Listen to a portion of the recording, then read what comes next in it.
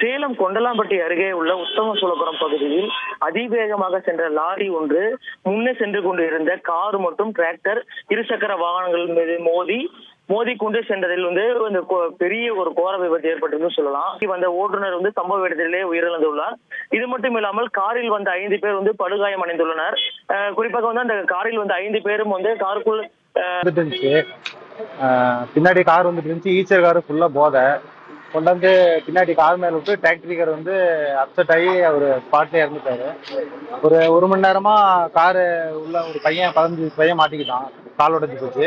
அவன் பசங்கெல்லாம் இங்க இருக்கிற லோக்கல் இருக்கிறவங்களாம் போலீஸ் எல்லாம் அந்த ஜேசிபி வண்டி மூலியமா எடுத்து பையனை காப்பாத்தி 108 ஆம்புலன்ஸ்ல அனுப்பிச்சிருக்கோம். வண்டி எந்த அளவுக்கு ஃபுல்லா நொறுங்கிருச்சு. ஃபுல்லா அப்பளமாட்டம் ஃபுல்லா நொறுங்கிருச்சு. டிரைவர் வேகமா லாரி ஆமா, டிரைவர் ரொம்ப வேகம்